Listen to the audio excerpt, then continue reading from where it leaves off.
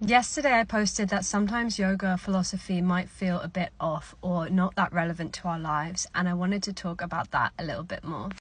So a lot of the ancient texts we refer to when we talk about yoga philosophy, they were written and composed in very different contexts than our current context and for very different audiences.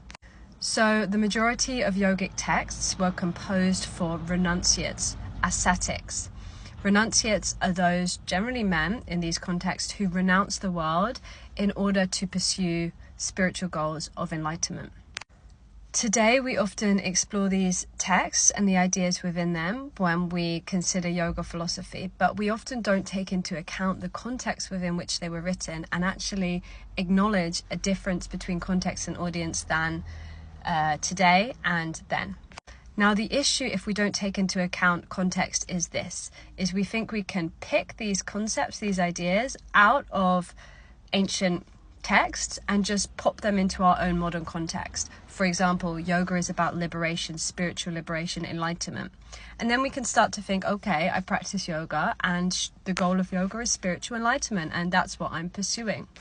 Now, the issue is that we're pursuing quote-unquote spiritual enlightenment perhaps in a distorted way.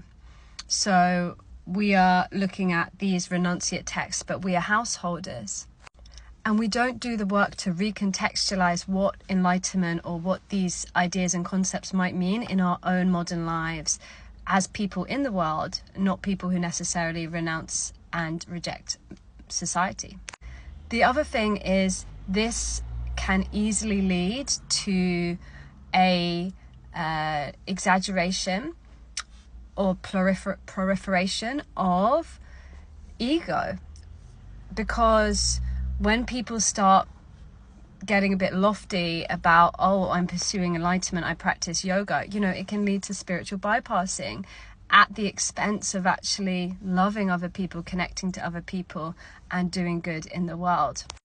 So we basically lose the nuance and the context which provides that nuance within which these ideas and philosophical concepts emerged. And in doing so, we can massively distort them and encourage individualism. But when we begin to look at the history and philosophy of yoga together, we can actually find much more integration and much more groundedness. And I'll just give you a couple of examples. Okay, the first is that the yogic texts and traditions also talk about the ashramas, the different stages of life. And with these different stages of life, there's also different goals. So liberation, spiritual liberation, is the goal of the renunciate, the ascetic, or the forest dweller. But the earlier stages are the student and the householder, and they have different goals, and these include artha, wealth, kama, pleasure, and some others as well. So when we acknowledge that context and, we are householders, we cannot just pick out these highbrow concepts and apply them to our lives, but we can have more nuance, we can have more exploration and inquiry, and realize that contexts are different, and the way we interpret these ideas, these concepts into our own lives and these texts is going to be different to how it was in the past. Yoga's changed and continues to change, and there's no one authentic right yoga or way of being. We're all on our own path. Okay, the other thing I want to say is we often think about yoga as a very individual pursuit, because when we imagine these ancient yogis seeking liberation, we think of them as alone, meditating in caves. But the truth is, this is a misconception. So while some yogis did go and meditate alone, they were actually part of much broader traditions and lineages, communities, even if these communities were and still are today geographically dispersed. Renunciates would meet up for great festivals of ascetics, and they would have teachers, and they would have a whole journey which was facilitated through community, lineage, tradition, not just as a solo endeavor. But when we think of yoga and more traditional forms of yoga as a very individual endeavor, we can start to map that on to modern yoga. And we live in quite an individualistic world, and that can just encourage individualism, because we think, yoga's all about me. Just me, my journey, my wellness, at the expense of community, otherness, connection.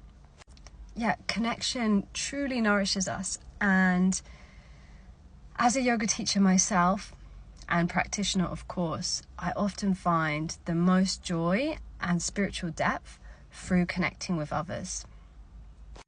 If you want to learn more about the history and philosophy of yoga, I'm running an online course on June, starting on June 17th, an introduction to the history and philosophy of yoga with intellectual academic learning, but also deep inquiry and reflection as we bring personal experience from practice and life, and even teaching if you're a teacher, into our discussion in community.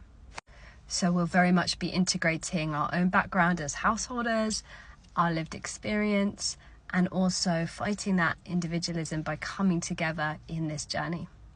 So you can check out more about the course on my website or follow me for more embodied philosophy as a way of life.